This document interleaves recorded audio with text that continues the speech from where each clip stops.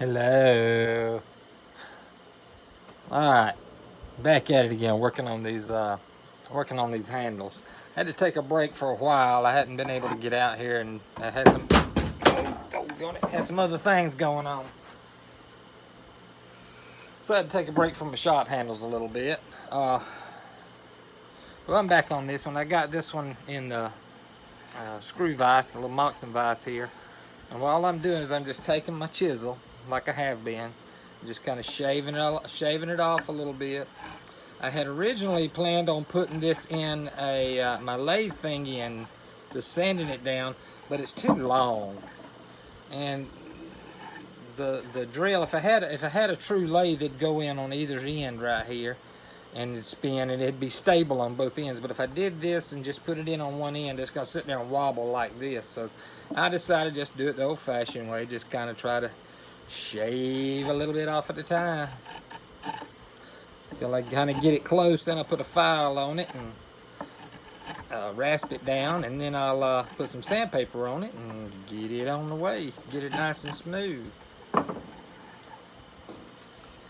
So I mean, it'll get there. It's just gonna take a little bit longer time to do it. And I enjoy shaping with a chisel anyway. I mean, it's calming, I guess is the word I'm looking for.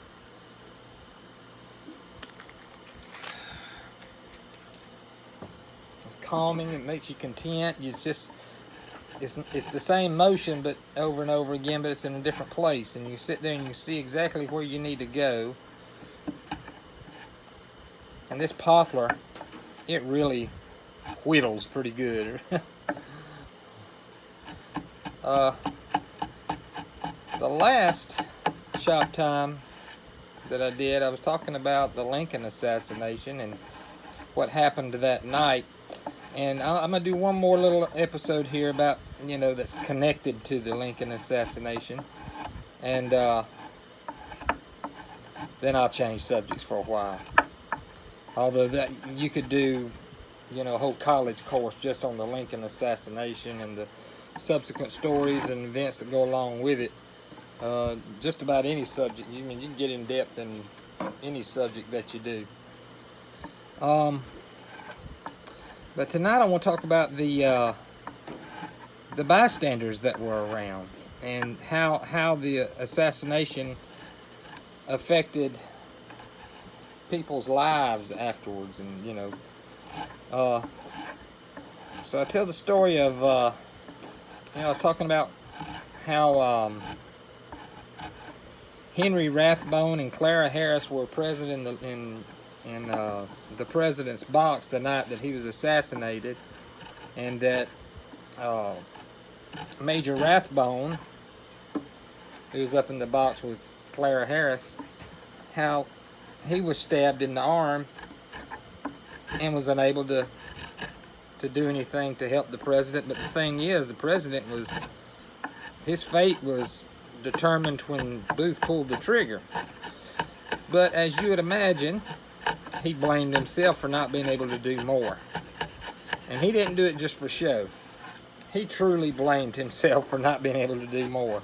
I'll try to get this as smooth as I can.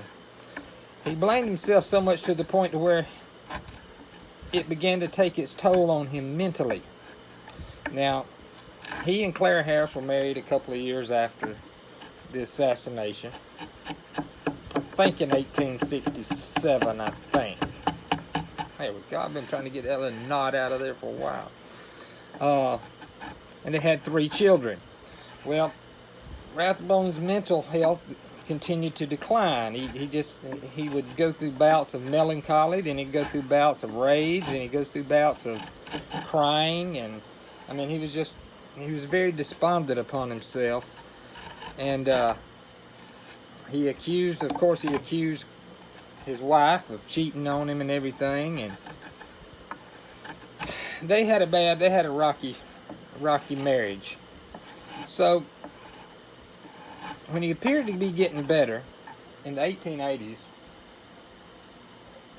1882 I think it was, he received a commission as a diplomat to Germany.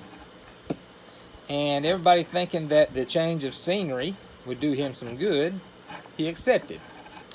So he and his wife and their 3 children moved to Germany, where he worked as a diplomat there. And for a while, things seemed like they were doing pretty good. I mean, he was able to control himself, and I need to get that off of there, right there. I need to do something with that. And he was handling himself pretty good, but his old haunts finally caught back up with him. And one night in December of 1883, I hope these dates are right. I'm going off of memory here.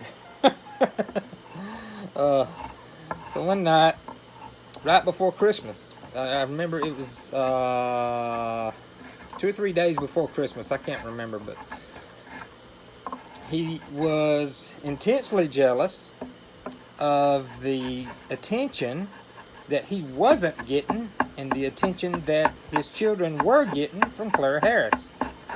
So he decides he's going to have enough. He's going to kill them. Well, Clara Harris, his wife, protects the children, and she shields them, and in the process he shoots her and stabs her. Well, she dies, of course, and once he realizes what he had done, he tried to kill himself. Stabbed himself 5 times. Not 1, not 2, not 3, not 4, 5 times. Stabs himself 5 times, but he doesn't die. He is rounded up by the German police, sent to jail. In his trial, it was determined that he was guilty by means of insanity and gets sent to an asylum there in Germany. They asked the U.S. if they wanted him back, and they said, "Nah, y'all keep him. Y'all can y'all can take care of him just as good as we can." So there's another knot. This little pine, this little poplar's got some knots in it. This one does. I probably should have picked a better space in that square stock. But anyway, he spends the next 30 years of his life, or about another 30 years of his life, in an asylum there in Germany. He dies in 1911 in the mental ward in the asylum in the crazy hospital in Germany. Finally dies and is buried next to the wife that he killed there in Germany. So that's one crazy guy that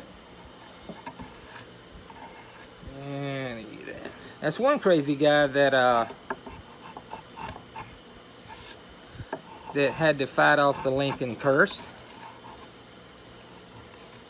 Now there's another crazy guy. When John Wilkes Booth is fleeing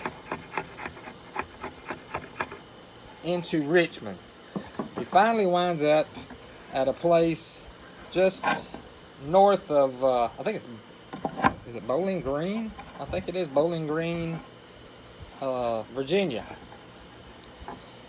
And he winds up in the Garrett farmhouse and is surrounded by Union cavalry.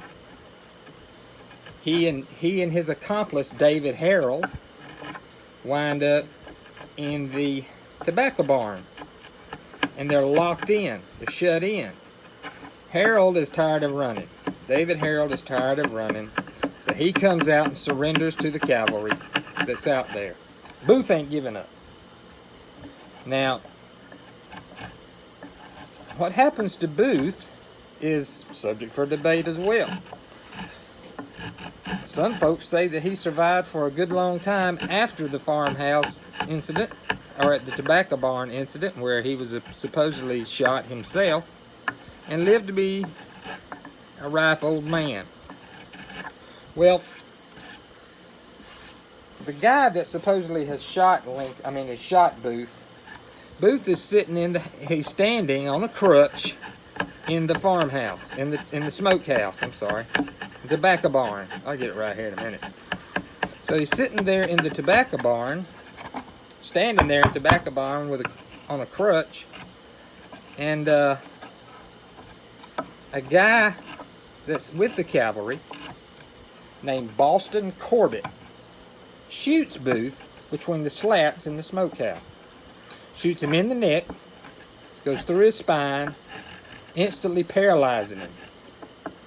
Well, the whole idea was to catch Booth alive like they did Harold. They didn't want to shoot him, they wanted him to come out. And Booth knows this, so he ain't going nowhere. So they got powered off again.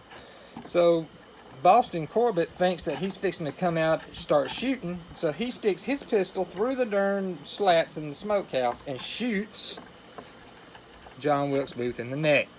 Now, Boston Corbett is a religious nut. He used to be a hell raiser, so to speak, and he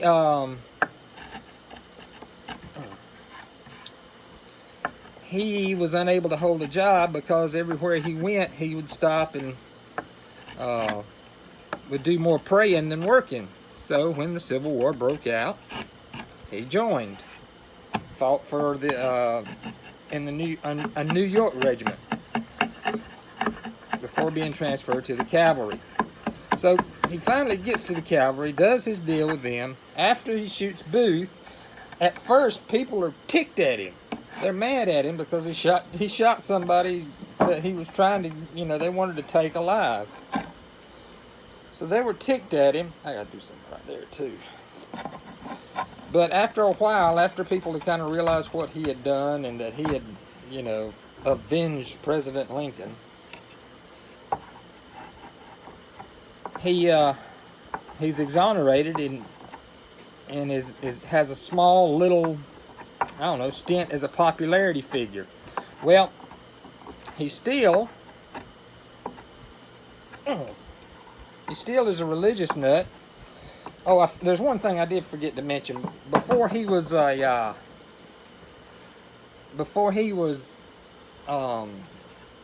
the army, he believed that the safest way to resist temptation, his carnal temptation, was to castrate himself, which he did with a pair of scissors.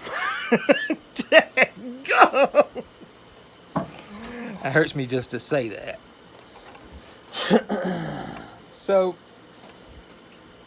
after a while, when his popularity wanes off, he moves out west. Not far out west, though, just to the Midwest. Out to Kansas. And he is really over the deep end by the time he gets out there and gets put in a mental institution himself. He gets put in a mental institution and stays there for a little while, and then he escapes, riding off on horseback, and they can't find him. And according to history, he's never heard from again. Now, there are some reports that he went up north to Minnesota and died in a big fire.